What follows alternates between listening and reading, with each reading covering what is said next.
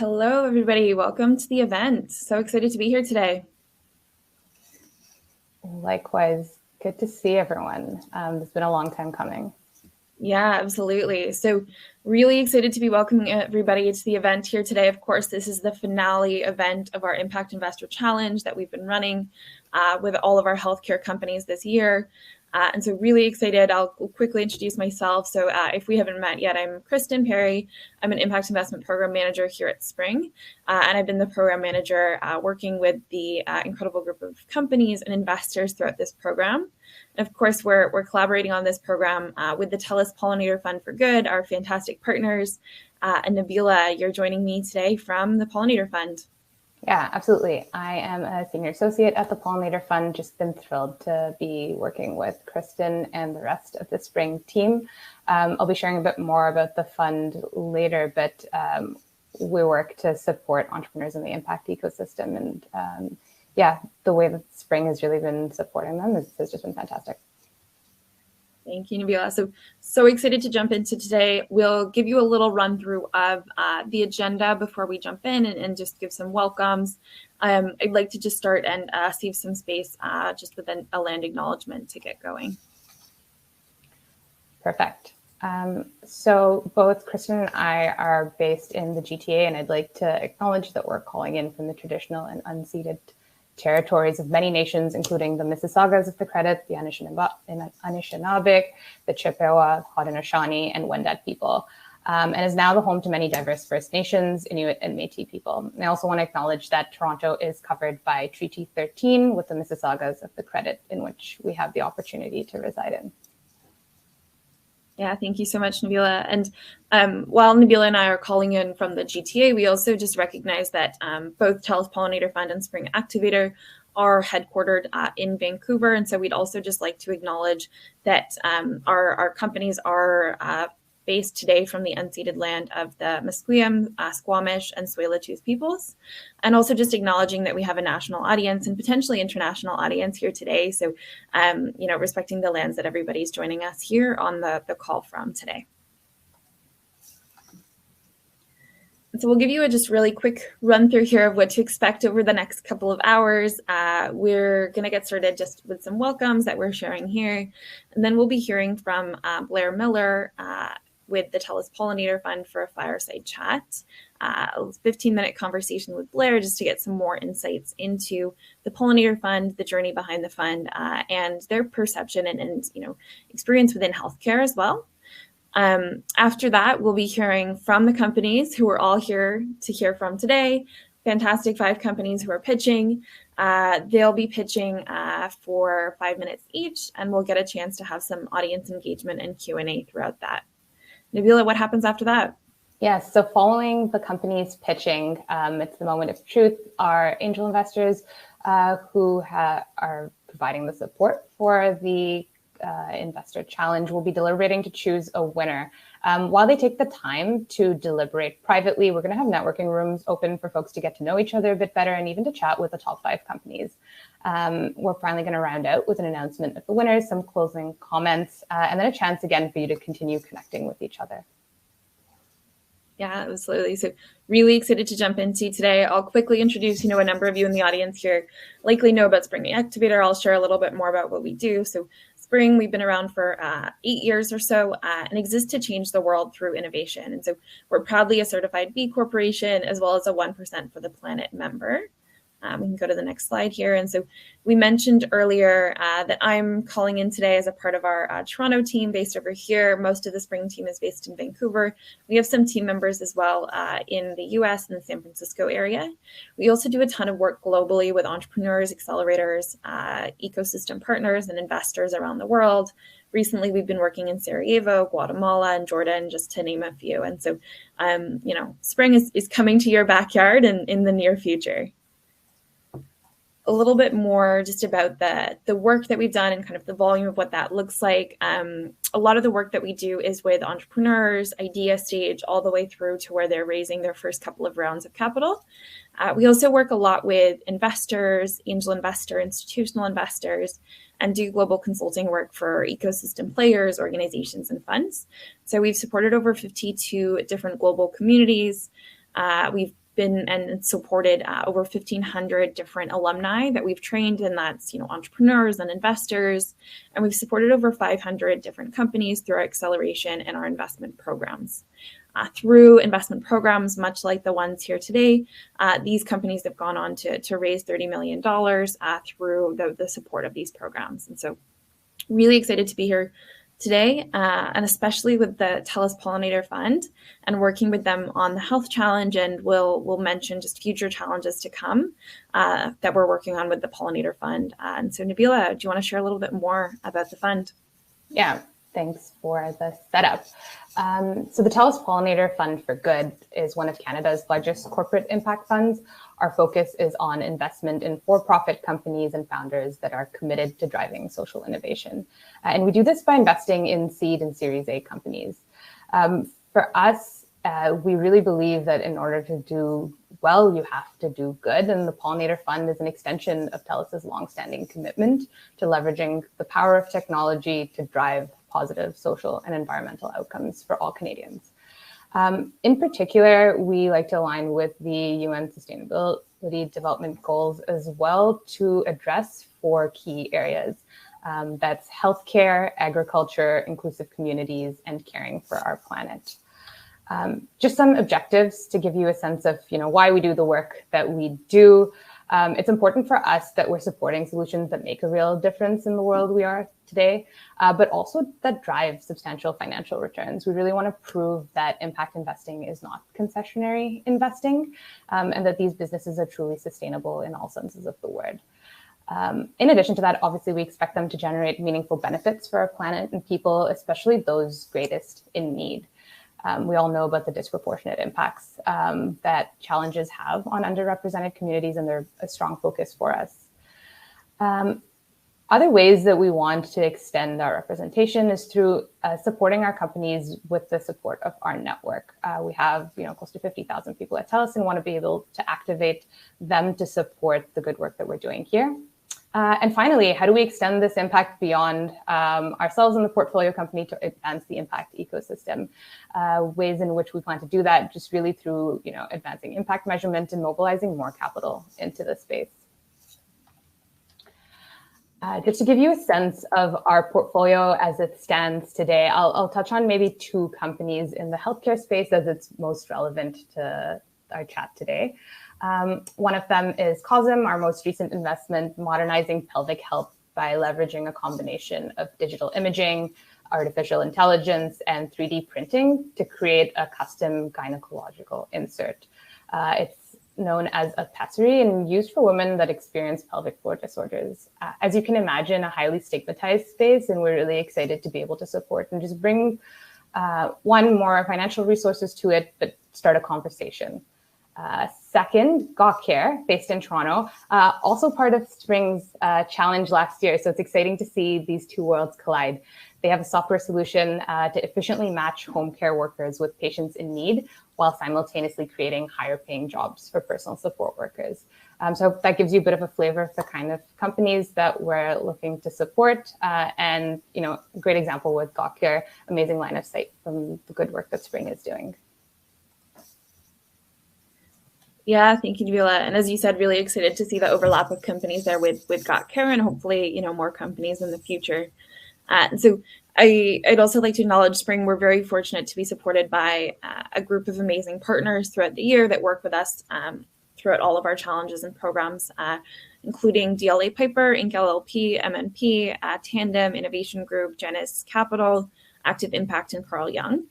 These have been, a number of our supporters over the years and incredible partners to us across all of our programs. And of course, the TELUS Pollinator Fund is our main partner for our Healthcare Impact Investment Challenge and one of our more recent partners that we have the pleasure of working with. And so we've been saying Impact Investor Challenge, and we've been kind of throwing out this term here. If you're here at this event today, you might know what an Impact Investor Challenge or an IIC is, but you also might have no clue, and you're just here because you're interested in some of the companies. And so we'll give you a little bit of context and background just into the journey that these companies and investors have been going through over the past 10 weeks, and what actually is an Impact Investor Challenge. Yeah, so to shed a bit more light on it, This is a pretty unique program that combines investors, a cohort of investors and a cohort of companies that are both going through an individual accelerator program themselves. In particular, starting with the investors, it's an opportunity for new or experienced angel investors to really go through a diligence process, learn for themselves or supplement their knowledge in order to evaluate companies through the pipeline and select one final winner to put their money in. So we have 35 investors that have pre-committed to a pool of $165,000, which the winning company today will be receiving. On the company side of things, out of 81 applicants, Spring selected 20 companies to be a part of the program. Through the course of the program, they were narrowed down to the 5 finalists that we have speaking today. So you'll hear from each of the 5 following the time of the investors deliberating the winners, get to see who the winner of this $165,000 is. The program lasted a total of 11 weeks. It included guest speakers, content from Spring themselves, an opportunity to do research, networking, and a lot of due diligence that has gone into creating investment recommendations and really mimicking the process that institutional funds go to provide investment decisions. As mentioned over here, one direct investment, many winners. There's more intangible value that comes out of this program through the network, through the support, and really getting them investment ready for future opportunities as well. Yeah, thank you, Nabila. Like you said, especially in this kind of last month here throughout this program, recognizing the amount of work that all the participants, the investors, and the companies have put in to get ready to be here today through the due diligence process. Nabila, you were mentoring some of our due diligence teams here as well, and so got to see a snippet of the work that they've been doing throughout this challenge. But really, we're here today to celebrate this process and what everybody's been through, and to celebrate all of the companies. Like you were saying, Nabila, there's one winner at the end of today, one company that will get the direct investment. But with all of the audience members gathered here today, you're coming from investment backgrounds, you're other entrepreneurs, your ecosystem support organizations. And so as you're listening to these pitches, we encourage you to think about, what value can we all provide as a community to these companies, and how can we all help to get them to the next stage. And so, we find that the network effect of these events is really what becomes invaluable to all of these companies going forward. And so we now understand, this is what an Impact Investor Challenge is. And so at Spring, we've actually run, this is our 7th Impact Investor Challenge that we're running. And so over time of running those programs, we've trained over 130 impact investors through the program, featured over 150 different companies. Of that, 33 of those companies have gone through that deep due diligence process with our investors. And directly through the investments made and pooled from these programs, over $620,000 has been put directly into impact companies through investments. What I was mentioning here around just the network effect and the support that the companies get through the program, what we've also seen is that over $15 million has actually been catalyzed in impact investments into these winners and into these finalist companies through these programs.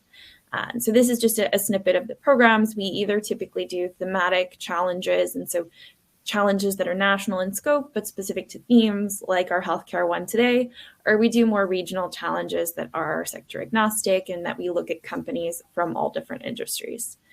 Highlighting here, you can see a number of our different past winners. We have Indigraph, Heal Mary, Moment Energy, Veritas Research, OpenOcean, and our most recent winner of the Angels for Climate Solutions program is Circular Rubber Technologies, that is just actually closing their investment and has just won our recent challenge. So lots of exciting companies and a ton more exciting companies, finalists and winners to come. Amazing. So we're going to transition to the fireside chat with our guest speaker today. I'm thrilled to introduce Blair Miller, Managing Partner of the TELUS Pollinator Fund for Good and Vice President of our Social Impact Ventures. So as Managing Partner of the TELUS Pollinator Fund, Blair has made it his mission to leverage TELUS's resources to fund and empower the next generation of startups that are focused on doing good and driving social impact for Canada. With over 20 years of experience in marketing, product management, and product development, Blair has played an integral role in launching and scaling best-in-class products, including TELUS Optik TV and Smart Home Security. His leadership has driven many industry-first innovative partnerships and developments for TELUS, not on the least the Pollinator Fund. I have the great pleasure of working with Blair, and very excited for the conversation ahead. Yeah, thank you, Nabila. And Blair, feel free to join us up here on the stage. Joining Blair, we also have Allison Gibson, who is the Director of Program Operations here at Spring. She'll be hosting the Fireside Chat. She does incredible work with us here at Spring, but also has years of experience being an entrepreneur herself in the food and beverage sustainability, and a lot of exciting projects and past lives that Allison has had as well. So Allison, I'll hand it over to you, and really excited to hear from both of you today. Thank you so much, Kristen, and also thank you, Nabila. Thanks for having me, and hello, Blair. It's our time. It's our time. Hey, Allison, how you doing? I'm good, thank you. How are you today? I'm great, thanks. And what I kick off by Kristen and Nabila. Thanks, Nabila, for the kind words. I guess you felt she had to say that. Hopefully some of them are true. I'm laughing because, funny that you say that, but when I did some snooping on your background, I was like, oh, wow, like Blair's actually awesome. So I don't think she was just saying that because she has to. I was genuinely impressed. And I think this is a great place to start for our chat in that, like, tell us more about your career path, your background. How did you end up here being so fabulous? Well, thanks. I'll try and live up to it, but I'll say very humble beginnings and I guess I'm, as I like to say, 21, almost 22 years into a 2-year stint at TELUS. So over those years, I've not been terribly strategic in building of my career and choosing career paths. I've been a bit more impetuous and followed passions. And so for me, that's worked out and has paid off in spades. And I've just, I've built many great relationships and had the privilege of leading some incredible team members in, different businesses that have been passions of mine, some discovered, as I've gotten into them, and others very much selected and built and led into. And so it's really been just an amazing opportunity that I've been given to continue to build new businesses and start new ventures and restart things that we've started, in previous eras, but needed a, kind of a new look or a redux to really scale for the future. So I've done that with Pollinator Fund. This is probably the 5th sort of hard reset of my career at TELUS, which I think is just incredible to have that sort of breadth of experience while staying in one company. And again, TELUS is a big company in a Canadian context, and getting bigger as we invest in healthcare and we invest in agriculture, businesses that no longer are bound just by geographic boundaries or network, our physical network connectivity, but are now extending in global and reach. So it's just really exciting to be able to continue to build and look at new areas and have the opportunity to help contribute to and drive a mandate forward as compelling as that of the Pollinator Fund, which came out of not a specific objective of mine to move into the Pollinator Fund because it didn't exist when I came to start it. But it was really a conversation. I was fortunate enough to have a career conversation with our CEO, Darren Entwistle. I dealt with him many, many times over the years, given the different leadership roles and portfolios that I've built and supported. And, at the culmination of that conversation, he said, how about it? I think we have the right DNA. We're on the leading edge of social purpose and social capitalism. We want to be the global leader in social purpose. And, I think this fund could be an incredible way for us to, demonstrate that and contribute not just dollars, but to be able to contribute knowledge, know-how, expertise in that regard. And it's just too good an offer to pass up. I mean, I loved what I was doing. I loved the team that I supported and led. I loved the products and innovations that we were bringing to Canadians every day. But this was just such an incredible opportunity to grow in a new area, and to do so with the backing of TELUS and the expertise that we have from 15 years of running a corporate ventures team, and 100 plus years of operations in Canada, and 20 plus years in building a kind of a leading edge social purpose, social innovation engine at TELUS. Yeah, no, I love that. Thank you for sharing that. And I like how, while of course I'm sure you are intentional with your career and the choices you've made, that perhaps at TELUS you went like a little bit more with the flow, right? Like trusted your gut, went where like pursued opportunities that was of interest to you. And I really like that. That resonates with me. I too kind of I like to go where I want to go. And you started talking about, the pollinator fund opportunity being too good to pass up. And I love those opportunities when you're like, okay, cool, I'll reset my career again for the fifth time. Like that's all good. But I want to dive a little bit deeper into the pollinator fund and the story behind it because you just started to touch on it in terms of the conversation with your CEO. Shout out Darren. Like that's it's really cool. So I want to get a bit more into that in terms of like, can you share a bit more about the story behind the pollinator fund, like the inspiration, the name, all of that good stuff? Yeah, for sure. I'd say the base inspiration, like Darren's thought a lot about and has really informed between, activities directly from Darren, Jill Schnarr, our Chief Social Innovation and Communications Officer, and Doug French, our CFO, a lot of thinking into like sort of next generation thinking around how do we imbue what we do and how we act with purpose. And we've been looking, and Darren's done a fantastic job of deeply embedding that in the DNA of the organization almost since the day he came in. And he's been CEO of the company for 20 plus years, which is incredible for a publicly traded company to have one CEO over that span of time, and one that's been able to continue to evolve, grow, and lead. I think is just a testament to his vision and foresight. And so from, starting through team member giving in philanthropy to building out community boards and involving local community leaders with endowments to, team member philanthropic contributions to launching of healthcare 10 years ago, which for a telco, may seem obvious now, but 10 plus years ago, wasn't as obvious, to launching our agriculture team and division, to launching the Pollinator Fund. I think it's just, again, that they're a series of proof points along a long journey and a long commitment to doing better, to acting with purpose. And, we firmly believe at TELUS and act like it, per the examples I just shared, that purpose and profit can indeed go hand in hand.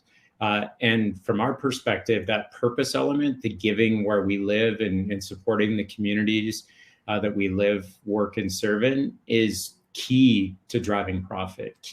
For us, it's a competitive differentiator. It is in terms of the hearts and minds of customers, but even more so, it absolutely is to the hearts and minds of our team members. And that's part of the seed of the idea that helped drive the idea of Pollinator for Darren. And also, we've been longstanding supporters of the Canadian small business space and entrepreneurs. We just recently recommitted and made a big public announcement around the support for Canadian entrepreneurs and our Stand with Owners commitments. And so it's really exciting to work at a company that makes these campaigns or platforms and commitments, but backs them up with dollars, programs, team members, and is able to activate and move forward on them. And then, the name, anyone familiar with TELUS understands that our brand and our visual language is very much flora and fauna. So the spokes critters we're somewhat famous for. And again, those have been around for probably 16 years in various shapes and forms. So it was kind of natural that we would look to nature for inspiration, for the name and the branding around the fund. But just and when we looked at possible names and we looked at what we were doing, it was really the concept of this, mutualism, and that multiple parties could benefit from an interaction, much like the process of pollination. And then it just sort of quickly gained steam from there that, why don't we call this the Pollinator Fund? Like there's so many different great analogies that worked, the hive of team members that we have supporting it, the act of pollination, and how just critically important that is in our the sustainability and of our global food chain, and obviously its importance to agriculture and whatnot. And then the bee just became a fantastic, representative, not the only pollinator, but a great one for us to refer to. And it also happened to be a bee that we selected that was indigenous to Canada and native to our lands, which was a nice touch and some great work by the team to find that. And we also think that it was referenced in the beginning, and I think Kristen did a great job of noting that it's more than just the direct contribution. And I think that's another thing about pollination or mutualism, that the direct contribution is critically important, but much like, the pollen that's picked up, that it's spread around to other things, which then grow, and the growth of those other things enable the growth of further other things down the road. And that's such an important concept in impact investing, and for us to be able to act as an active player in the ecosystem, but to build a coalition of the willing to attract and work with and support other impact investors, to help nurture and support entrepreneurs that are purpose-driven, that are looking to create a positive impact with the businesses they do through kind of the mechanism of commerce or business, right? So they have to generate a positive return so that they can scale the impact that they're looking to create in the world. Yeah, no, I love that. And to me, impact is impactful, but more so when you can scale it, right? We're looking for scalability in order to do more good. And I really love that was intentional. And in fact, everything you shared about the Pollinator Fund, while of course I'm sure things happen organically and like you have all these aha moments, it seems very intentional. Like the steps that were taken, whether it's the CEO, yourself, your team, and anyone I've interacted with on your team, of course, enjoys their job, but really specifically mentioned that they feel lucky, or it's an honor, or it's just so great to work specifically on this project or with the fund. So I'm curious why the Pollinator Fund chose to focus on healthcare solutions as one of their primary focus areas, because you mentioned quite a few things in terms of like the trajectory of TELUS, a Canadian institution in terms of a business. There's lots of great things that the company can achieve, but like, why focus on healthcare? Yeah, and again, so this was indeed very intentional, and we actually developed our 4 investment pillars. So caring for our planet, responsible agriculture, transforming healthcare, and enabling more inclusive communities.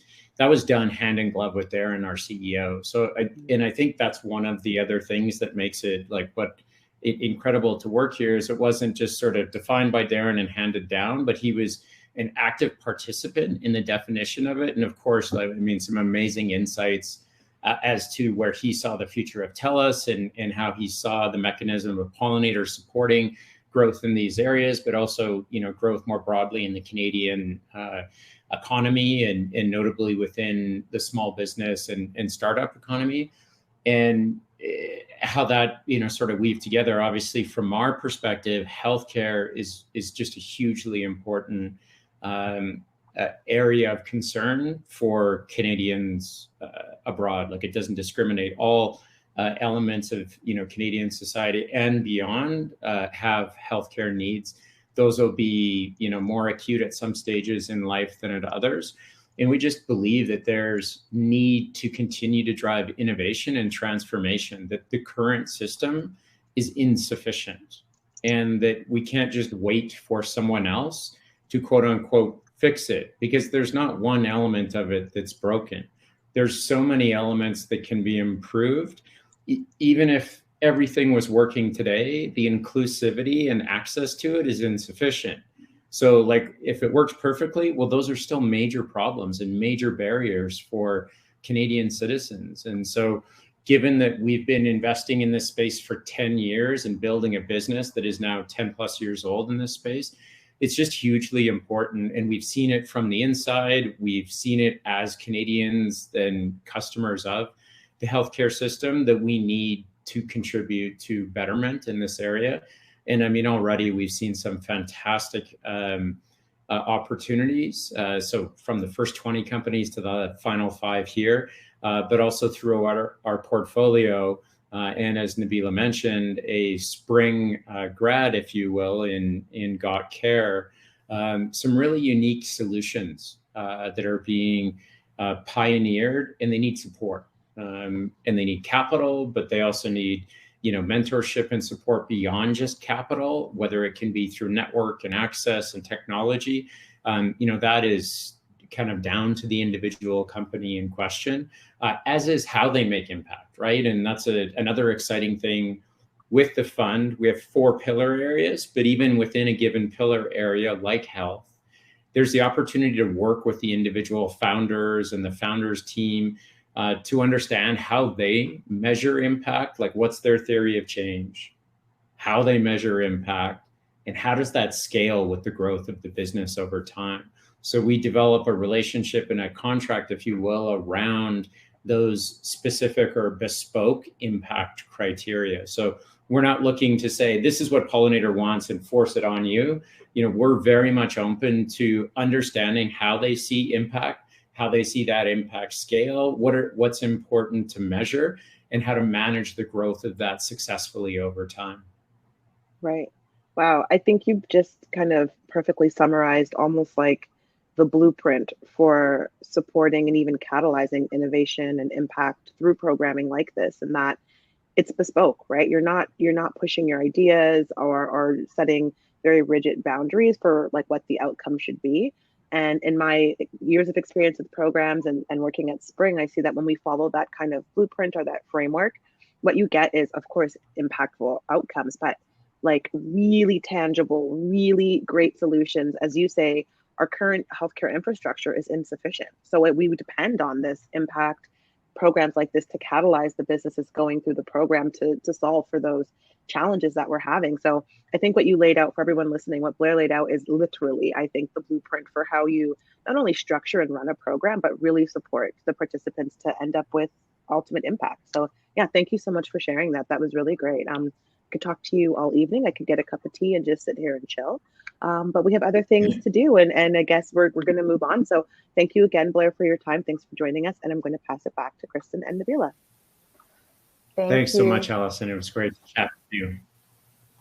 Yeah, thank you so much, Allison and Blair. I love hearing origin stories. It's just such good insight into values that drive decisions, and just good intentionality. Yeah, absolutely, Nabila. Thank you so much, Allison and Blair. Lots of interesting information to take away from there. So just want to share now before we introduce the companies. We can go to the next slide here. So just what to expect with these pitches. And so we have our top 5 companies. If you haven't met them yet, you're about to. They're great. We have Mindful Garden, Definity, Imaginable Solutions, UVX, and Ginger Desk are the companies we're going to be hearing pitch today. How it's going to work, each company gets 10 minutes. They have 5 minutes of pitches that they've been preparing to pitch for you. After that, there'll be 5 minutes of Q&A. In that Q&A, encourage you all to participate. And so we want to see your questions in the chat. Use the event chat box on the right-hand side.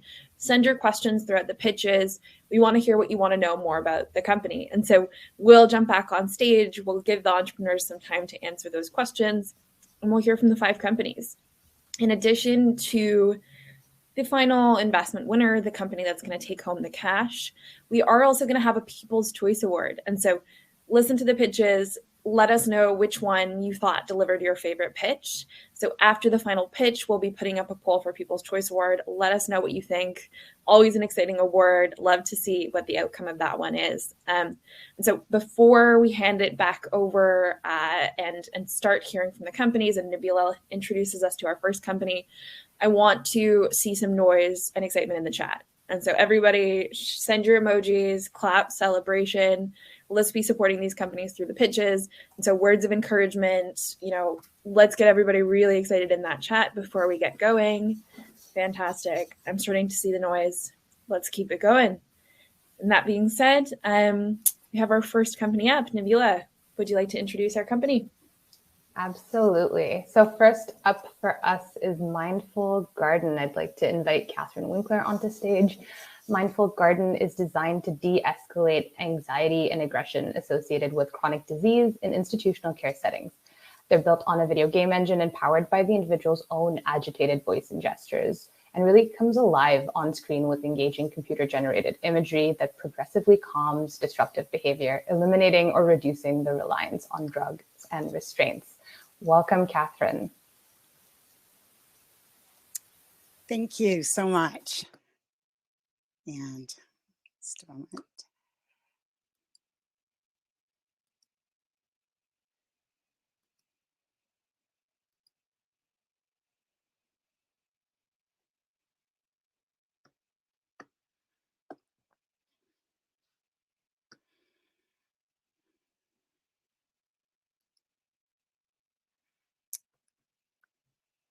Thank you. Over the past few months, it's been an honor to introduce the Impact Investor Group to Mindful Garden. We're an interactive digital therapeutic platform with a patent-pending algorithm that has been clinically proven to reduce PRN drug administration, beginning with agitated delirium in the ICU. Our team is focused on the millions of seniors hospitalized for conditions ranging from common UTIs to joint replacement or cardiac surgery, who may find themselves experiencing the disorienting and often deadly disturbance in mental state known as delirium. When my mother Esther went into the hospital for elective hip replacement surgery, I didn't know anything about delirium. That affects 25% of all hospitalized patients and up to 80% in the ICU. Her high-profile death after 15 days of coroner-investigated agitation, hallucinations, and falls, in large part due to undiagnosed delirium, changed all of that. We pivoted our award-winning digital innovation studio to digital health, and in the process found a virtually unchallenged market opportunity in this costly area of healthcare. With status quo use of drugs and restraints our main competition, and multi-component modalities considered the gold standard of care, rendered nearly impossible to administer as COVID shut out the volunteers, families, and trained staff that they depend on. 3 published pilots gave us the signal to move forward and also confirmed that nurses would be first in line to adopt our first product, a plug-and-play, easy-to-deploy standalone digital crash cart that's deceptively simple at first glance, but strategically designed to be non-threatening to a frail senior in mental distress, without agency, and for whom app-based meditations or a VR headset experience would be contraindicated and even debilitating. Our recently completed 70-patient clinical trial confirmed evidence of a 25% reduction in PRN drug administration for ICU delirium patients. It also documented a significant de-escalation of agitation levels. This means that 1 in every 4 patients may not require the high levels of psychotropics or mobility-inhibiting restraints, often over-relied upon in the care of our frail elderly. And we look forward to KPIs such as reduced lengths of stay and fewer readmissions to be quantified by third-party evaluators as we move forward. Next week, the clinical research team have been invited to present these results in person at the American Delirium Society AGM, with further plans for submission this summer to top-tier peer-reviewed journals. And we are finalizing plans for further independent multi-center trials this fall, solidifying our role as leaders in this new focus area of digital therapeutics, while concurrently taking our first digital crash cart to market. We have 2 patents pending for our algorithms and process. Regulatory clearances have been initiated for both Health Canada and the FDA, with a Class 1 clearance for Canada expected Q2 2023. Our R&D pipeline anticipates a vital sign-driven Class 2 device a year later, and we are building Mindful Garden as a SaaS-only offering for possible future integrations, partnership, or acquisition. Customer discovery interviews of frontline clinicians and administrators has informed our first phase target markets to be a total of 250,000 acute care beds across 1,700 hospitals in 8 key geographic regions. As beachhead into these markets, we have beta evaluations strategically underway in hospitals in Canada and the US. We're raising $1 million on a SAFE, and monies from this impact challenge would be instrumental in helping us launch our sales and marketing plan, beginning with branding and product demos, expand our content library, expedite securing our contract manufacturer, and complete regulatory clearance towards the first product to market. Our team of technologists, content creators, caregivers, researchers, and funders are passionate about contributing to a future where instead of reaching for psychotropics when faced with disruptive behaviors, clinicians from emergency through acute care will be heard to say, "Bring me Mindful Garden stat." And this interactive digital experience, powered by the individual's own voice, gesture, and vital signs, will do its job to facilitate self-calming while reducing reliance on chemical and physical restraints. Thank you for being part of our journey.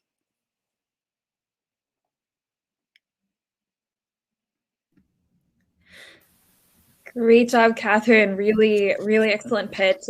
I love that you said there, bring me Mindful Garden stats. It's really a memorable slogan you have there. And great team we have here and 3 published pilots. Congratulations on all of that work. So we'd love to take any questions you have for Mindful Garden in the chat. I think we might also have a couple of your co-founders joining on stage. Perfect. I see some questions coming in, so maybe we'll start with the first one.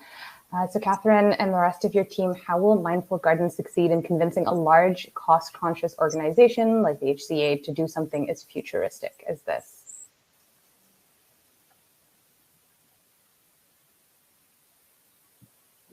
Sorry.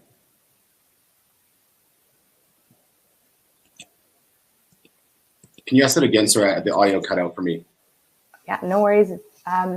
Wondering how cost-conscious organizations would be convinced to do something as futuristic as what Mindful Gardens provides. Would you be able to share some insight into what that process might look like? Sorry, I didn't hear it first. Yes, absolutely. We have actually had no problem having people reach out to us or get into the top tier level of having the chief of nursing in the room, the head of administration, informatics. So because both, especially in the US, there's a lot of they're doing in each hospital or each region, they're making sure that they have anti-delirium campaigns, and they're actually punitive. So we have identified those hospitals that have these campaigns, and it's been easy to get to know them. Yeah, thanks for sharing. Also wondering if your system is used in any other areas beyond ICUs. So the clinical research we have right now is for Mindful Garden with delirium, specifically in ICU, other acute care units as well. So a step down unit. So we're sticking with ICU right now because that's where the research is, and that's frankly where the highest cost and the highest incidence of delirium is, up to 80%.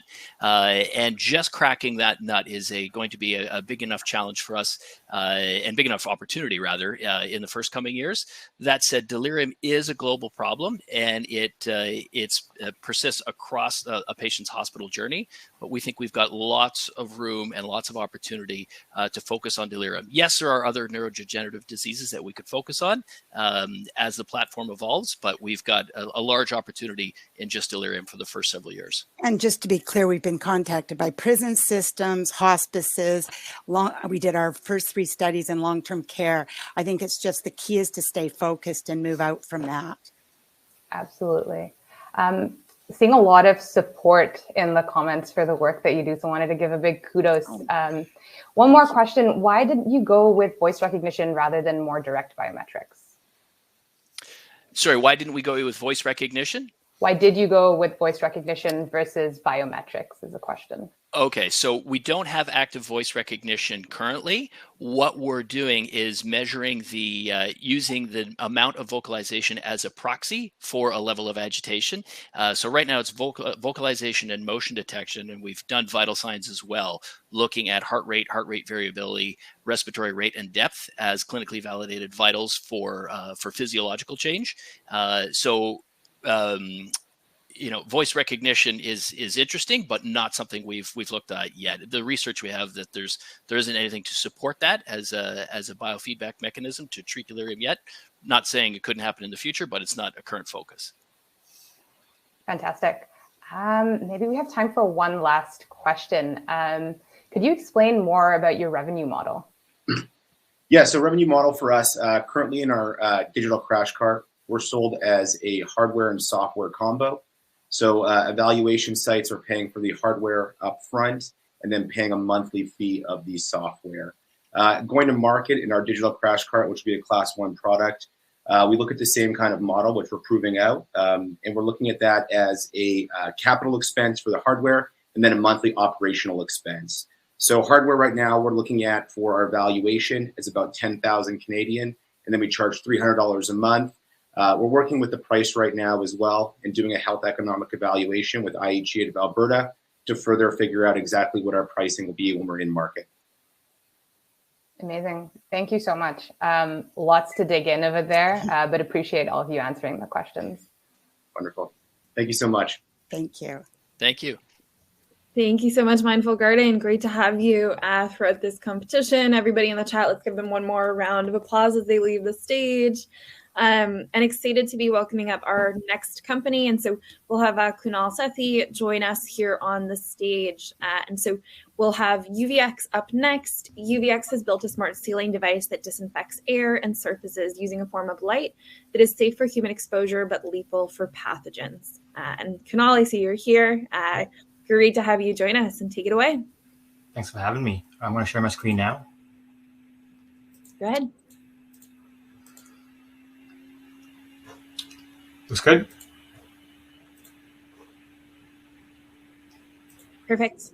Yeah. Well, folks, hello. We are UVX, and we make indoor spaces safe from pathogens. Now, most of us know the kind of problem COVID-19 had caused around the world. But what you might not know is that about 17 million people died from infections every single year pre-COVID-19. For context, that's like half of Canada dying every single year. In fact, even places that we might deem to be the safest, hospitals, aren't so safe after all. US hospitals incur $30 billion in direct medical costs from healthcare-acquired infections every single year, leading to an extra $12 billion social cost from early deaths, sick days, and impact on lifestyle. Why? Because a single good solution to disinfect surfaces and air continuously and automatically does not exist. I'm Kunal, and I left my job last year to build a team to solve this very gap in the market. I'm very, very lucky to be part of an immensely talented and diverse team of engineers and scientists from UBC's Faculty of Medicine. We have built Zener, the world's first smart ceiling device that uses a unique form of light that is safe for humans but kills pathogens in mere seconds. This means you can kill pathogens continuously on surfaces and in the air, even when humans are present. Unlike other measures that are reactive, as in disinfecting after you and I are in the room and already risked transmission, our solution is preventative in that it will kill pathogens continuously as we interact. Our UVX team of scientists at UBC and many other scientists at some of the world's best universities have researched this new form of light for over 10 years. We have verified safety, both short and long term, and shown high efficacy against pathogens that cause infections like COVID-19, influenza, salmonella, and many more. Now look, using UV light to reduce infections isn't new. In fact, the Nobel Prize for Medicine in 1903 was awarded for UV light because the discovery of UV light's ability to reduce disease was just that revolutionary. UV was also used in schools during the measles outbreak of 1941. For context, measles is the most transmissible airborne virus to ever exist. it was clear that rooms that installed UV lights saw significantly less infections than rooms where UV was not used. And since 1941, or rather in 81 years, UV has evolved immensely from the conventional kind of UV that you and I have known that cannot be used around human beings to a new wavelength, a new kind of UV, the kind of UV that is safe for humans, the kind of UV that is much more effective than even the kind that was used to control measles, the kind of UV that UVX has global IP rights to. Now, if you're wondering, how effective really is this new form of UV? Well, as per peer-reviewed evidence from March of this year, UVX's human-safe UV light can make indoor spaces as safe as outdoors. It is as safe as being in the open air. Let that sink in. And that is why WHO itself has recognized this new form of UV as a future of disinfection. Our impact is vast and huge. Our solution will reduce the number of infections, number of deaths, and the social cost. To put things into perspective, with 17 million people dying from infections, even if we reduce this by 0.1%, that is 17,000 lives saved every single year. We also fulfill 5 UN SDG goals. We have finished R&D, secured global rights for the patent, and built a $1.8 million USD sales pipeline. We've also started a paid pilot and commenced testing against various standards like FCC, CSA, and UL. We offer flexible pricing with both leasing and one-time cost models, and since our solution can have an impact in all industries everywhere, the market opportunity is $90 billion. Look, ultimately, we understand that it will take some time to change the narrative around UV light.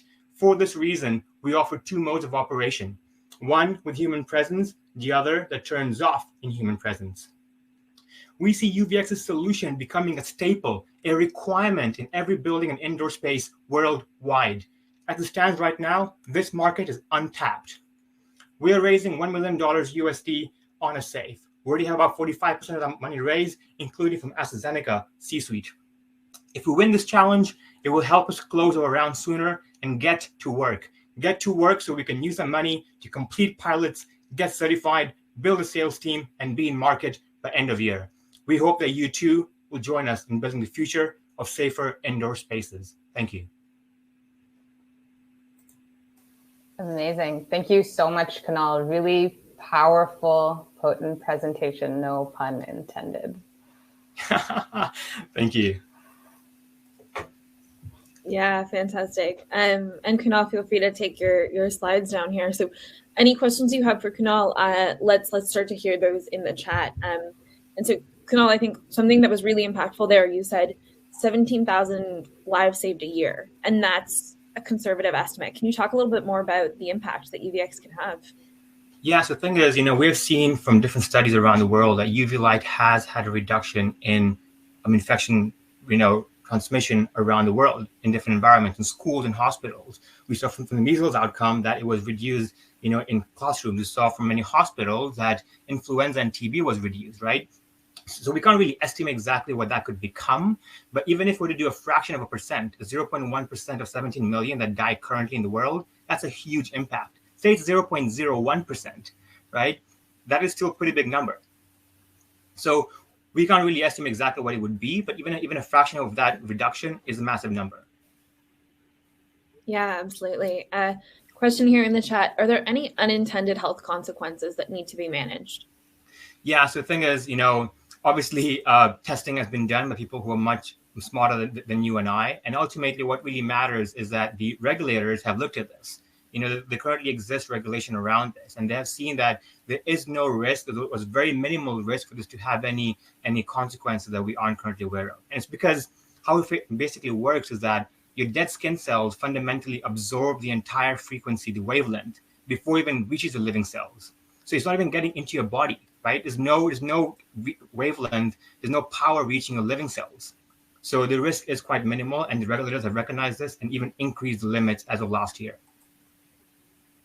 Yeah. Can you clarify for everybody, do you have a pre-money valuation right now? We have a post-money valuation. which investors are aware of, and I can share with other people who want to reach out to me in private. Yeah, absolutely. And Kunal, you can share your email in the chat or your LinkedIn in the chat afterwards to answer people's questions. Can you talk a little bit more about your go-to-market strategy? And so you talked about all these different types of use cases that this technology can be used for, but where are you starting and where do you see UVX really having an impact? What are those key first markets? Yeah, Kristen, look, we went out last year and we were convinced that senior care was our go-to-market, our beachhead market. And you know what? We were wrong. Right? We went out there, we spoke to senior homes. Senior homes are willing to use our solution right now, but it's a very long sales cycle. They aren't very innovative. We thought with a bleeding neck problem, that would be it. So we have since had a pivot, which is, I think, a good sign for a startup to be welcoming to pivot to changes. We'll soon be going out, and we have a hypothesis that some health clinics would be our next go-to-market. And that's because, while they wouldn't buy 100+ units like a senior home would, they have a very short sales cycle. So you can actually convert them very, very quickly. Only 1 or 2 owners of the clinic would actually have to decide on whether or not to use UVX or not. And really, having a testimonial from doctors is great validation. It's a good gateway into hospitals, which is ultimately where UVX wants to be.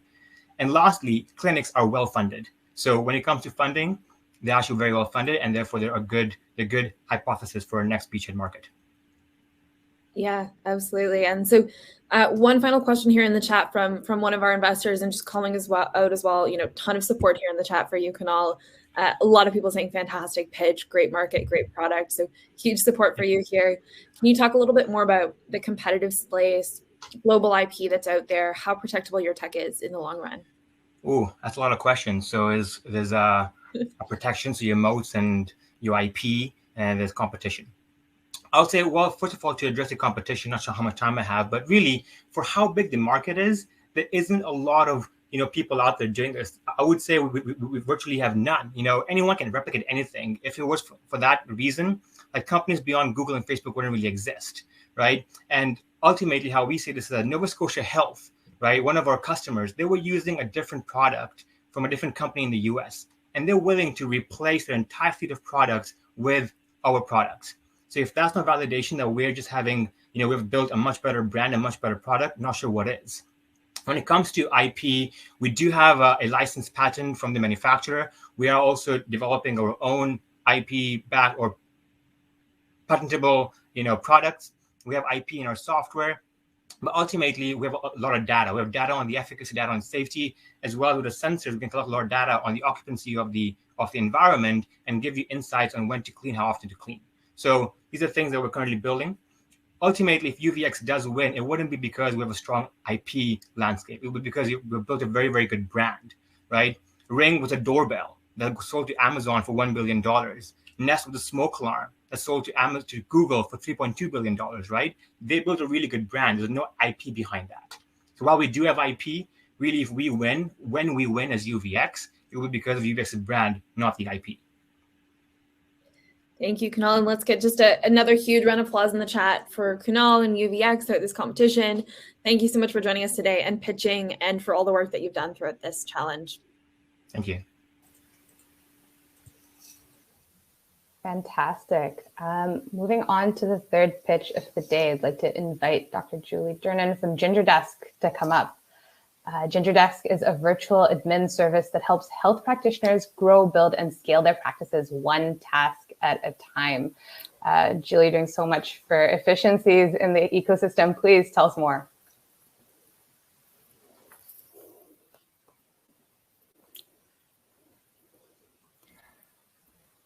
Hi, everybody.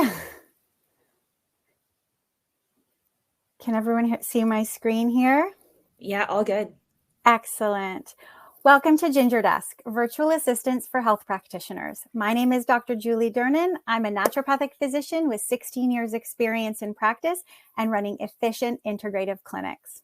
In 2020, I watched my colleagues retreat from their brick and mortar clinics, and they moved home to offer telehealth to their patients. 80% of clinicians across North America moved their practices to telehealth, but these clinicians weren't set up for a virtual workflow. In fact, 81% of clinicians saw a drop in their revenue. Practitioners were busy and tired, but they couldn't afford the time or the money to hire and train someone to step in to help. GingerDesk is the solution.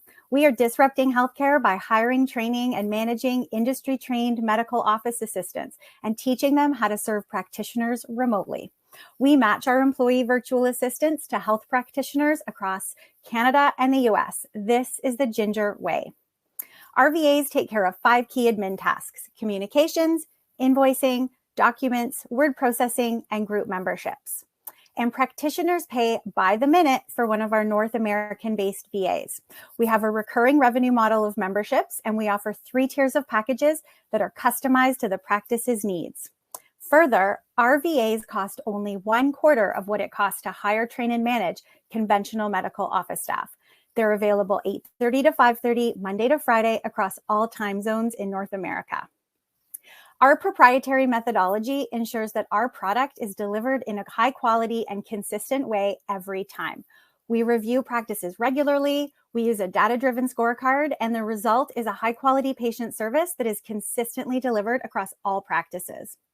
GingerDesk has a professional advisory committee with 5 key health practitioners. We have an MD, a physio, a psychologist, chiropractor, dietitian, all to ensure that our services are consistently meeting the needs of these distinct health professionals. There is a massive market opportunity for us.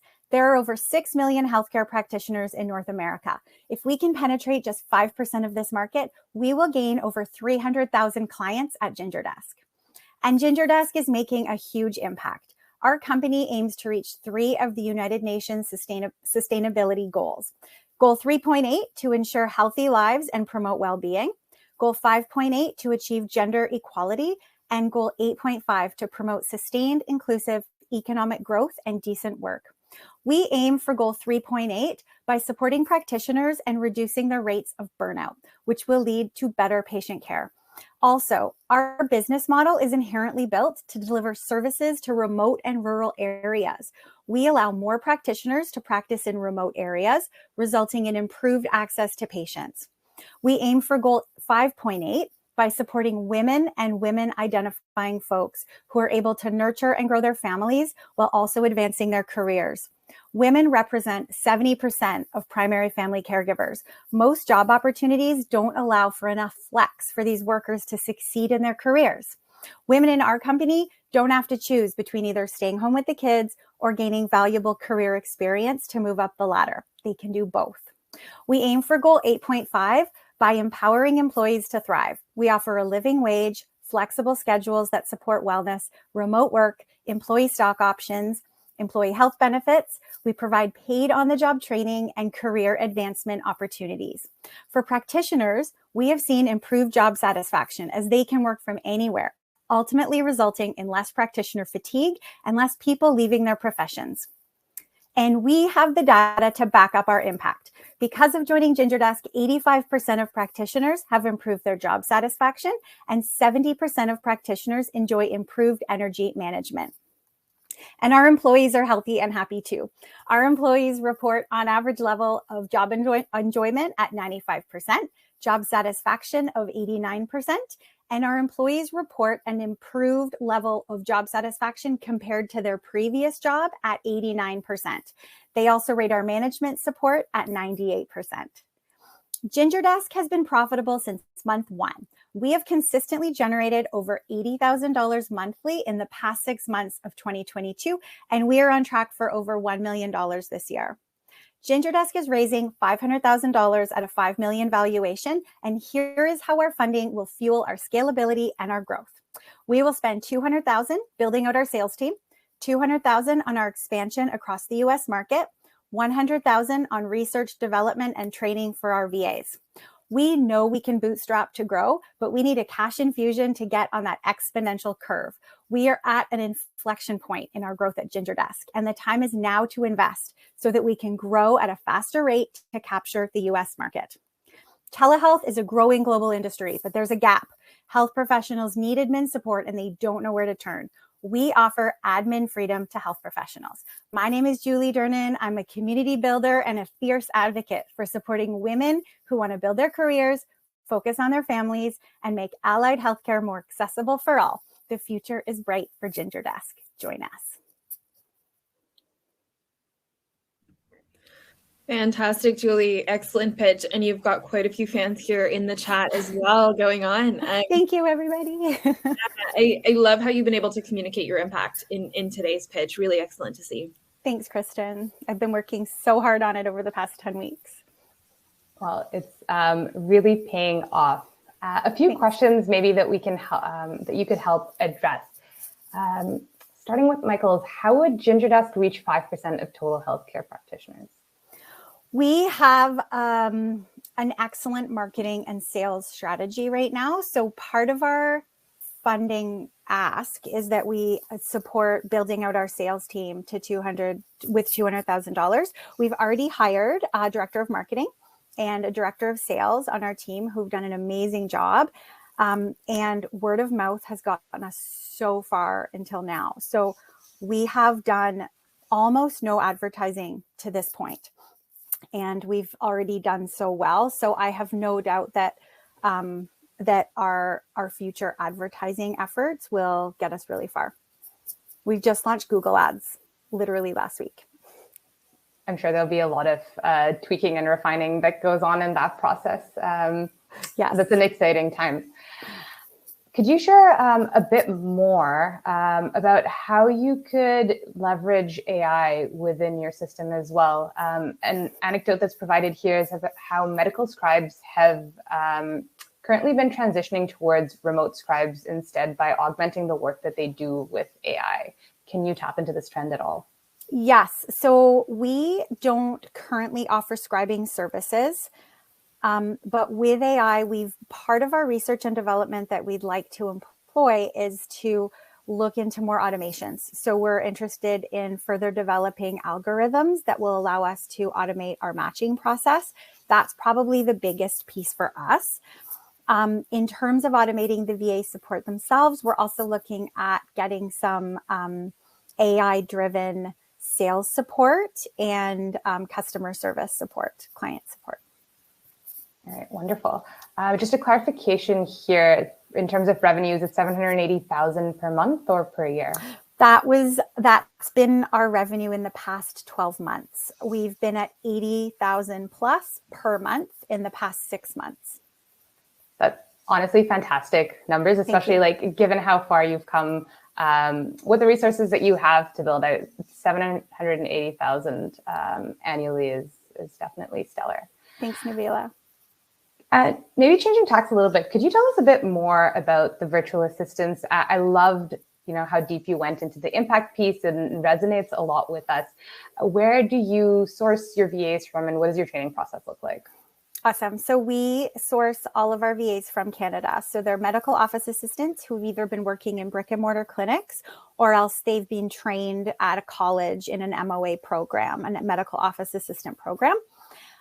So we hire people who have been in like conventional medical or in allied healthcare, and then we put them through our own Ginger Way program, which is a 4 to 6 week on-the-job training that involves different things.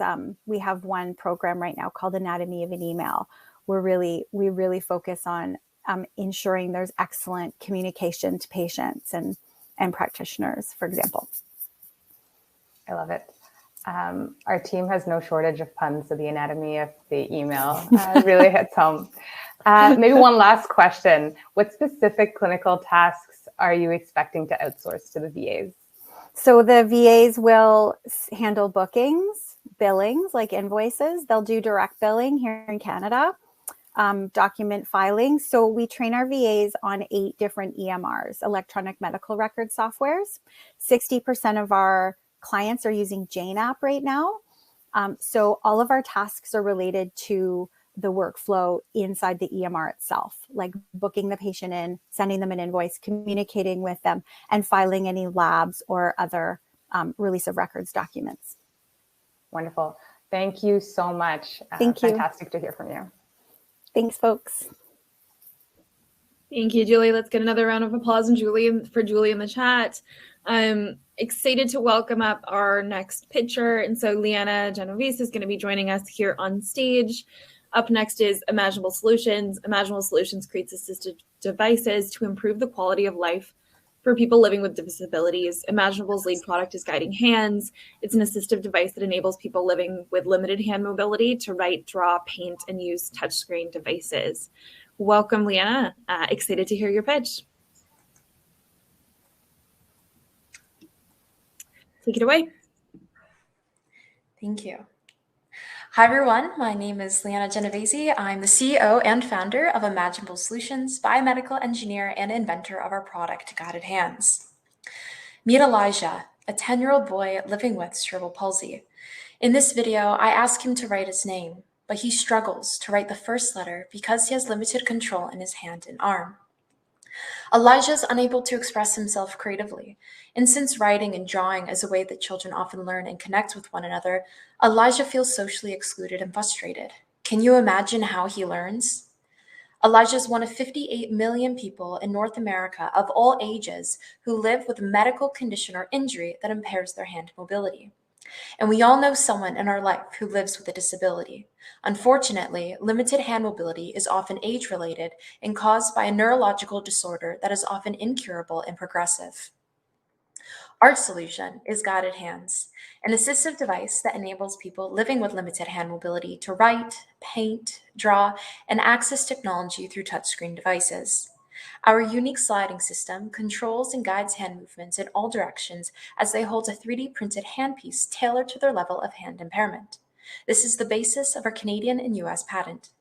Guided Hands improves quality of life, providing the user confidence, creativity, and independence. Guided Hands' competitive advantage is functionality. Given the mechanical nature of our device, it only has a few indirect competitors. The majority of these are handheld devices that have only one feature. They can hold a writing utensil, but they do not control or guide hand movements. As well, they are one-size-fits-all and do not accommodate for the user's varying levels of hand impairment. At a higher price point is a wearable glove that controls tremors. Unlike a glove, Guided Hands focuses on holding the utensil for people experiencing hand spasticity.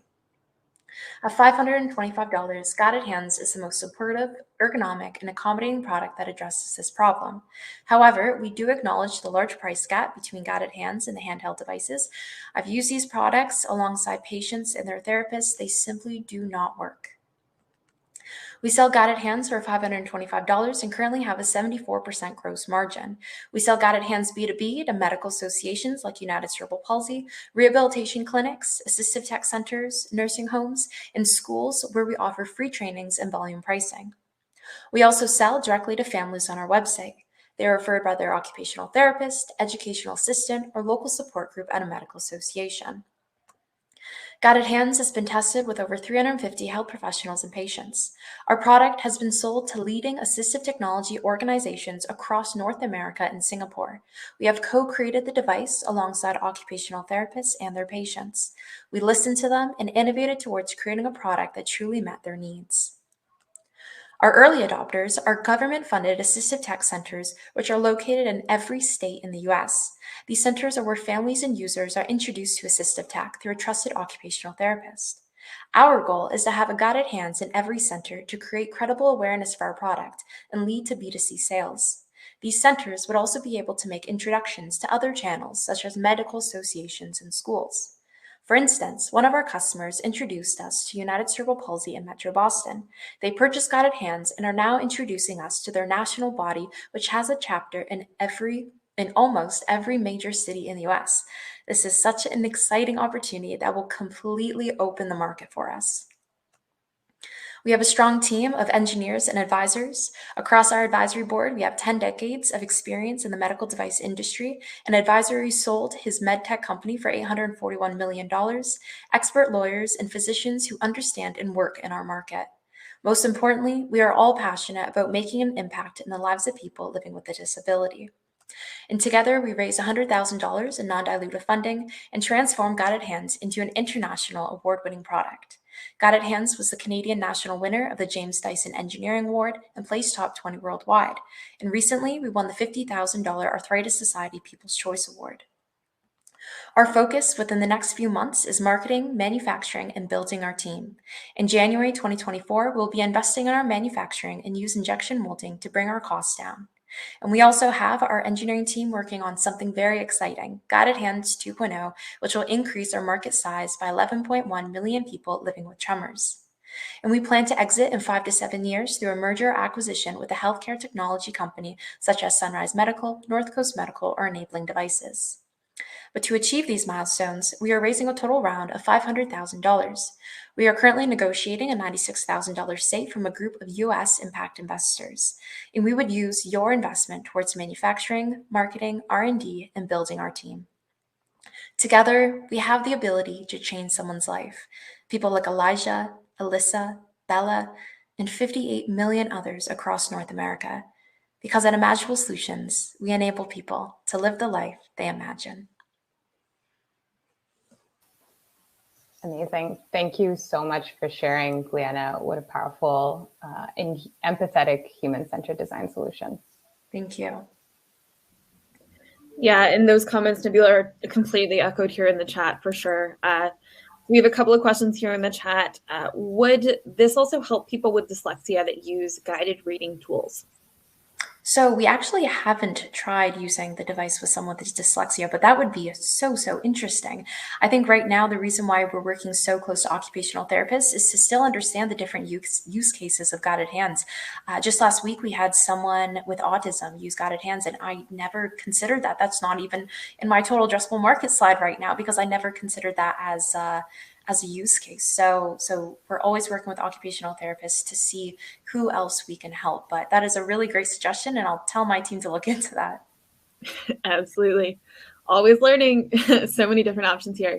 Another question from Jay. Do you have any metrics of the positive effects or impact on patient mental health and well-being? Yeah, so we have two main ones. So one is to track the amount of people that we're helping return to work. So adults who have had injuries or progressive neurological condition, helping them return to work by using touchscreen devices with Guided Hands, going on their tablets and their emails. So we're hoping to track that. And then on the flip side, for children or students, we're hoping to track the number of students that are able to use Guided Hands for school and really perform their own work and have that independence as they grow up. So two of those main metrics, but of course, as well, we're tracking the number of people that we're selling Guided Hands to, the impact through introducing the product through occupational therapists, and also creating awareness on disability and innovation. Yeah, absolutely. And so you teased us in the presentation a little bit about Guided Hands 2.0. Tell us more about what this is and what are some of the future products coming with Imaginable Solutions? Yeah, so with Guided Hands 2.0, so we have an engineering team working on it right now. So it's integrating stabilization into our existing mechanical product to dampen the effects of hand tremors. So our engineering team is working on that. We're in the R&D phases. This would be considered a Class 1 medical device. So we're just going through the R&D, testing with a couple people or a couple patients, and hoping to put in some, claims to that, especially patents as well. But a completely different product that we're actually looking at that I'll tease you again. It's an automated toaster oven for people living with dementia. So still, Imaginable Solutions, we want to create a suite of products that can improve the quality of life for people with disabilities and really own this space, because it's a space that needs to be heard and needs to really grow innovation in. So. Yeah, definitely. I'm intrigued by this toaster as well. Excited to hear more as your team builds that out. And so you've recently brought on a few different advisors and are kind of scaling out of what your team looks like. Can you talk a little bit about your team, any future key hires, and the advisory team that you've built around your business? Yeah, so our team is incredibly strong in the engineering side. I myself, I'm a biomedical and mechanical engineer. The majority of our team and full-time employees are engineers as well, but we do have incredible advisors in business and medical device experts and lawyers to help fill in our gaps in business. So for instance, one of our strongest mentors, his name is Anthony Giovinazzo. He was the ex-president of the company Synapsys Therapeutics, and he exited that company $841 million. And he has been mentoring us for 2 years, and we're going to be bringing him on to our board next month. So he will actually be a really great asset when we release Guided Hands 2.0, because the product that he created was an FDA-approved drug for people with Parkinson's disease. So we're excited to leverage his connections as well to get the product out there. Yeah, absolutely. Really exciting. And that brings us to our time, Liana. So thank you so much for being with us throughout this competition and pitching today. Let's get another round of applause in the chat for Liana. And thank you so much. Thank you so much for having me. All right. Now we're moving on to the final pitch for the night. If David Kim, if you could please come on stage. David's representing Definity Solutions, a medical device company that's designing and developing NeedSwitch, which is the world's first interchangeable and modular auto-injector solution for emergency medication delivery. It's a physician-developed solution, and NeedSwitch will improve patient outcomes in emergency situations such as an overdose, cardiac arrest, or anaphylaxis. David, over to you.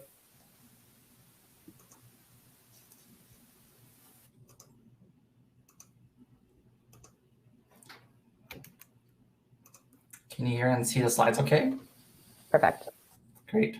Hi, everyone. I'm David Kim and the co-founder of Definity. I'm also a board-certified emergency physician. Meet Sarah, a university student in her 20s who had an accidental overdose at a party. By the time she arrived in my ER, she was suffering from critical anoxic brain damage. She needed a timely delivery of naloxone, a life-saving medication that must be given in an overdose within 60 seconds or the person could die. Although most public facilities and many citizens now carry naloxone kits, people like Sarah suffer due to the complexity of the kits. Because when you open the kit, you find a confusing set of equipment and instructions with more than 8 steps involved. People will panic and can't give the medication because it's too complicated and takes too long. This is why we couldn't save Sarah. Sarah is now among the more than 1.1 million people who've lost their lives to the opiate epidemic. In some states and provinces like BC, this crisis has claimed more lives than COVID-19, homicides, and car crashes combined. That's because the current way we give medications is outdated and has 3 major problems. The first is needle stick injuries. Second, medical errors. And third, speed, where every second counts when it comes to life or death. Now, I want you to meet NeedSwitch, the world's first interchangeable and modular auto-injector for emergency medications. NeedSwitch uses a pod-based plug-and-play medication delivery system, much like a Keurig machine, except instead of your cappuccino, the pods will contain life-saving medications. So during time-sensitive emergencies like opiate overdose, NeedSwitch breaks down a confusing 8-step process that can take up to 5 minutes into a simple 2-step process that takes less than 30 seconds. It was designed by a team of doctors and engineers to make medication delivery faster, safer, and easier for everyone. Now, importantly, because of this pod-based design, it has applications for various other drug targets like epinephrine for deadly allergic reactions, military medicine, pre-hospital and in-hospital uses. We'll initially focus on naloxone with a TAM of over $4 billion in North America. The SOM that we're going after is a take-home naloxone programs in the US and Canada valued at over $960 million per year. To commercialize, we need regulatory approval with the FDA and Health Canada as a combination product, meaning it will be a device and drug combination. We'll be targeting drugs that are generic and already approved, like naloxone, meaning we won't require a clinical trial. This significantly de-risks and accelerates our regulatory pathway as we submit each drug under an ANDA through a combination product application. For manufacturing, we've secured partnerships with the top 5 global contract device manufacturer to produce design lock units for verification and validation testing. We've also partnered with a leading pharmaceutical manufacturer that will allow us to obtain control over the active pharmaceutical ingredients for naloxone and our future emergency drug targets. Our team is composed of medical doctors, engineers, business, and regulatory experts. Specifically, we have team members who've taken multiple medical devices through to regulatory approval and have advisors who've successfully exited from other medical device companies. Over the last 2 years, we've worked hard to create a fully functional MVP prototype through multiple iterations. We have a strong IP portfolio with 2 patents issued, 2 patents pending, as well as a PCT filed ready for national phase. Our next steps are to finalize our device design lock and initiate testing with our manufacturing partners to prepare for regulatory submissions. For traction, we have an agreement with a national level military partner to perform pilot testing, and we're speaking to various hospital networks and multiple health authorities with signed letters of intent from users, distributors, and purchasers. We've also signed a contract with the largest pre-hospital provider in North America to perform further pilot tests. As mentioned, we're most excited about partnering with a top 5 contract device and pharmaceutical manufacturer to develop and commercialize their technology while maintaining 100% exclusivity and IP rights to our product. Our impacts are clear. Every overdose can be prevented with a quick and effective delivery of naloxone. Additionally, with NeedSwitch, the downstream effects are exponential with more than 15 emergency drug targets ready to be used with our device as a platform. And with 62% less waste compared to conventional delivery systems, we're positioned to change how emergency medications are delivered in the future. We're raising $1 million to execute on a development agreement with our manufacturing partners, which will be used to achieve design lock on our pathway to regulatory approval. With your investment today, you can directly help us execute on our CDMO partnerships to accelerate NeedSwitch as the first product to market protected by a strong IP portfolio to create a real-world impact in saving lives, starting with the opioid crisis, so that we no longer see this type of headline. Thank you, and you hope we join us. Thank you so much, David. Again, so many fans in the chat here, and the opioid crisis is such a large issue right now, and your product is something that can really help to tackle that, as well as a lot of other healthcare concerns moving forward. So, really fantastic pitch tonight. Wonderful. Just looking through the chat here, some questions in terms of the stage of the company. You might have touched on this, but could you share a bit more in terms of how far along you are with the MVP and the validation? Yeah, so we have a fully functional prototype that we're considering as our MVP product. In fact, we've already done a pilot trial already with the military with this current prototype, and it functions really good. It shows from a conventional naloxone kit took 290 seconds, which is almost 5 minutes, and our device, an untrained provider, took 42 seconds. So that was statistically significant. It was lighter in weight and volume, and the satisfaction and reduction of errors was also statistically significant. So now our next steps are to partner with our manufacturing partners, as mentioned, to really design lock our product on our pathway to getting our regulatory approval. That's amazing. Ties into the next question as well. Given that naloxone kits are currently available for free at pharmacies, how do you compete? And would you go after the same government subsidized contracts or focus elsewhere? Yeah, so exactly. Our market entry plan is really to target the central purchasing groups like the Centers for Disease Control, as well as central processing agencies for those naloxone kits. Right now, anyone can go to a pharmacy and get a naloxone kit for free because they're subsidized by government take-home naloxone programs, and that's exactly the targets that we're going after. So for example, certain states and provinces, such as British Columbia, have written us a letter of intent and support for our product, and we have some purchase orders from the Texas Harm Reduction Alliance that produces and purchases naloxone kits for distribution within the supply chain. And really, that's what we're targeting, is so that governments and central processing groups purchase our product and have it available so that people like us that need it can get it for free at the pharmacies that's subsidized. Amazing. Thank you for sharing. Can you share a bit more in terms of what the regulatory future looks like for you that you have to go through before you can get to marketing? Yeah, so in a stepwise fashion, this is a combination product. So it's more complicated in a device, and it's a combination of a device and a drug. So we have to do, for the device portion, some performance, usability, and benchtop testing. And then for the medication side of things, we have to do something called chemical manufacturing controls testing. And then we put all of that together and submit those results to the FDA in Health Canada. And as mentioned, the really nice thing is that we're only going after drugs that's generic and already approved for use and going after the same dosages. So we don't have to do any human clinical trials. We just really are repackaging the drug and using a more innovative delivery system that has a pod-based system. So the regulatory process is quite de-risked and accelerated due to that. And could you follow up just in terms of what you expect the timelines on that to look like? Yeah, so we'll with this fundraising, we'll achieve design lock at the end of this year, complete testing by end of 2024, and then have our verification validation results by 2025 and submit right in 2025. Perfect. Thank you. Curious as well, taking a step back, what inspired the design that you have? Just a lot of comments here talking about, just what an amazing approach and how you can have such a great impact with the human-centered design. Can you give us a bit of the history of how you came to the product? Yeah, so my training is as an emergency medicine. I'm an emergency physician. And I remember during my residency, I had a really brutal week. And that week we had about 26 overdoses in just one shift, I remember. And in that same shift, I had a pediatric patient who was basically a 2-year-old kid that was out camping who went to use their EpiPen. The dad misfired it into his thumb. And then the second EpiPen wasn't working properly because it had expired. And basically the patient passed away. So all of those issues combined with my training, I knew we had to make a difference. We can't use this syringe and needle model that's been around for hundreds of years. And the current auto-injector systems are not working the way it's intended to. And we need a faster, better, and easier system for everyone to be able to use, not just myself as a doctor, but for everyone as bystanders, especially within the naloxone crisis.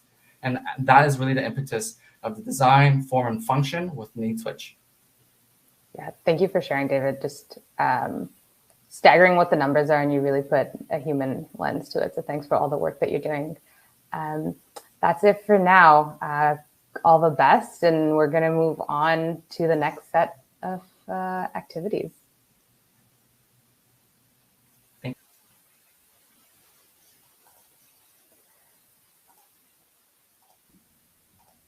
Thanks, Nabila. And I mean, just wow, right? The quality of these pitches today, I think, and the journey that we've seen them on throughout these 11 weeks, I think seeing these pitches today, it just really speaks to all the hard work that these entrepreneurs have been putting in, and just so impressed by all 5 companies.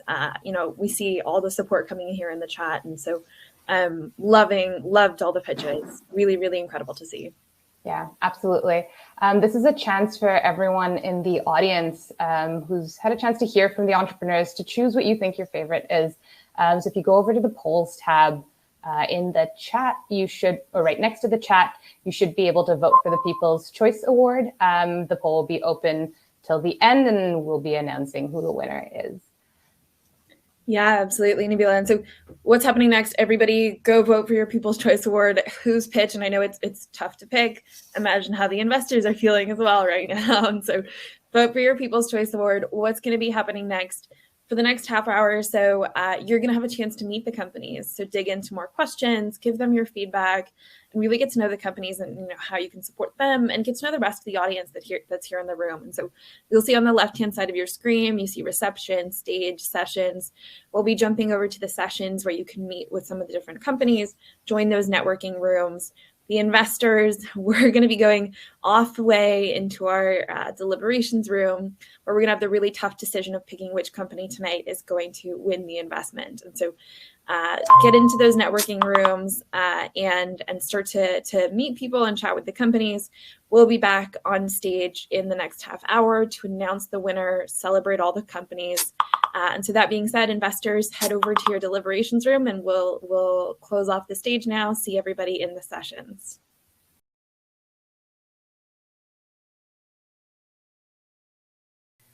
Hello, everybody. Welcome back to the stage. We're live, and we're back today with a decision. The investors, they had the tough choice of deciding, and they did decide. We do have a winner to announce.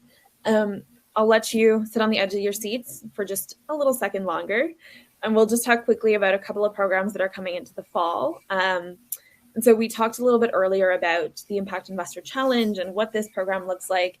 And so we invite you to join us as we run a number of different programs going towards this for entrepreneurs and investors to get involved. And so upcoming this fall, we have a women-led National Impact Investor Challenge, and Nabila and Blair will talk a little bit about this. We also this fall have the Kootenays Investor Challenge coming up if you're in the Kootenays region or know of people nearby. And we have other programs coming up called the Angels for Climate Solutions and Yukon Investor Challenge.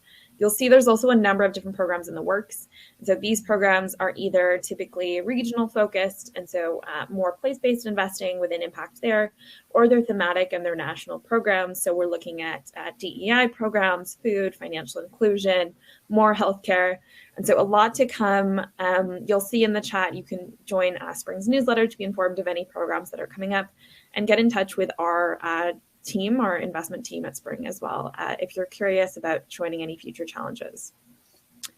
I mentioned the Women-Led National Impact Investor Challenge that's coming up. And so we're really, really grateful and excited to be working yet again with the TELUS Pollinator Fund on the Women-Led National Impact Investor Challenge. And Blair and Nabila, I'll let you just share a little bit more about this program and why the Pollinator Fund is excited to be working with us on this. Yeah, thanks, Kristen. Super excited to be working with the Spring team again on the Women-Led National Impact Investor Challenge. Supporting diverse founders has been a key focal point of the Pollinator Fund since our inception in 2020.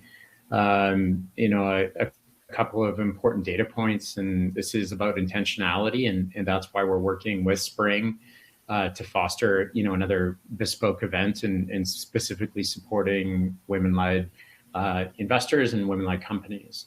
So to date, the Pollinator Fund has over 40% of our portfolio co's are led by women, and then over half, 56%, are led by Indigenous or racialized leaders. Again, both of these are super important to us. There's real intentionality underpinning our efforts to, seek out diverse founders, but also missed opportunities. Like, we think there are just, fantastic opportunities, and many in this space that just don't have access to the same, funding, kind of network effect as, white, male, middle-aged entrepreneurs. Nothing against those entrepreneurs. We just think there's some incredible opportunities by seeking and supporting diverse founders. And, we're a huge fan of the values focus that we see our female CEO and female-led ventures bring to the table, and a commitment to just a greater evidence of commitment to sustainability and purpose-driven. So again, almost half of our portfolio companies to date are led by women, and we're excited to support the Women-Led Impact Investor Challenge and get this rolling in September with you guys once again. Yeah, thank you, Blair. Really excited to launch this program. If you are a company that's led by women, or you're an investor and looking to get involved and figure out how you can invest in the program, reach out to our Spring team, and we'd love to chat more about the programs coming up. And so with that being said as well, with today's event, we'd love to hear about your experiences. Let us know how we did. We'll be sending out a feedback form in the chat here now. So please let us know your experiences with the event, what you loved, and what you'd love to see at next event as well. And so we won't make you wait too much longer. We'll start our drum roll in a second. Just wanted to say before we announce the winner, huge congratulations again to the companies that all pitched tonight. Incredible pitches, and really appreciate all the work that you've been doing. And so, as I said, the investors, they did come to a decision. We have a winner of the $165,000 investment. And so we'll get a drum roll going in the chat. And then Blair, do you want to let us know who our winner is? Yeah, so really excited to be able to have the honor to announce the winner. So thanks to the crew that did the diligence and deliberation, the really hard work. And again, just a huge thank you to all 20 of the companies that initially went through. So I guess over 80 companies that originally applied, down to 20, down to the short list of 5. And for the winner here, I just have to say that his future is so bright, he's going to have to wear shades. Kunal and UVX, congratulations. Congratulations, UVX, and very exciting to have them win. While Kunal is coming up onto the stage with us as well, we'll have him join us here in a second to just chat a little bit further. But we also did just want to announce the winner of the People's Choice Award too. And Nabila, you'll let us know who won here. But I think we actually have a tie with People's Choice. That people couldn't pick who won our People's Choice Award. Yeah, so a tie between Dfinity and Ginger Desk. A huge round of applause to them as well. Just wonderful pitches all around and incredible value. Yeah, absolutely. And so all the pitches were well loved. Kunal, you're here with us now. Congratulations. Any words from your side? How are you feeling? Wow. Yeah, wow. I have no words really, to be honest. Yeah, no, thank you. I have so many people to thank. Thank you to all the entrepreneurs. I know we were just chatting earlier with Julie and Catherine that, we kind of bonded a little bit over the past, I guess, 11 weeks now, but didn't really chat much. And, I can go on and thanking people, and beyond really thanking the wider investor cohort and the Spring team who have been awesome at creating such a great program for us. I actually want to thank my DD team. So Louise, Sarah, Mike, Drew, Tremi, Jobin, and Nick, thank you so much. I have grown so much over the past many weeks, thanks to your very thoughtful questions and feedback. We are much better and much stronger as a business thanks to you. But if I were to zoom out a little bit right now, and there is one individual that I would like to highlight right now, and that's Samir. Samir is my dear friend and my co-founder and CTO of UVX. Hey Samir, you're obviously in the audience right now listening, but who would have thought that drinking a lot of free wine at a hackathon because it will make ideas somehow flow was actually a good idea in hindsight. I'm thinking back to our conversation almost 1 year and a few months ago when I asked you, Samir, to leave your full-time job, to go full-time on UVX. And, we had talked, we were stressed, we were anxious, we were nervous. And yeah, I guess we talked about how hardware is hard, and the fact that hardware in healthcare is double hard. And hey, man, here we are. Somehow 1 year and many months later, here we are. So thank you, buddy, for all the late nights, long drives to customer sites, bringing me back to earth when I got too optimistic, because I tend to get pretty excited about things sometimes, and all the sacrifices you made. I honestly don't know how solo founders do it. So thanks, buddy. We're here because of you. Now, as we say at UVX, let's get this bread, buddy. Let's get this bread. Quite the speech, Kunal. And yeah, huge congratulations for this win. I'm really excited to celebrate this as well over the next couple of days. And so on our end, huge thank you, Nabila, for co-hosting this event for me, and Blair for being our keynote, Allison for co-hosting the fireside chat. Also just wanted to do a quick shout out to our behind the scenes team today. We have Selena, Davina, Mar, Graham, Keith, Steph, and Tatiana, lots of people both from TELUS Pollinator Fund and the Spring teams. We even have Tina on the chat, tons of people behind the scenes working to get this program going. And again, as Kunal, you were saying too, the DD teams and the investors, huge thank you to you all for not only committing your capital, but your 11 weeks in this program, your time, your support of these entrepreneurs, and to all 5 companies and all 20 companies that were with us in this program from day one. So huge thank you to everybody involved. Huge congratulations to UVX team and Kunal. And let's keep the party going. We'll have the networking sessions and the breakout rooms open for the next half hour for everybody to go get to know each other, celebrate, and congratulate the teams. Thank you, everybody, for a great event. And we'll see you in the session rooms. Thank you. Fantastic. Thank you, everybody.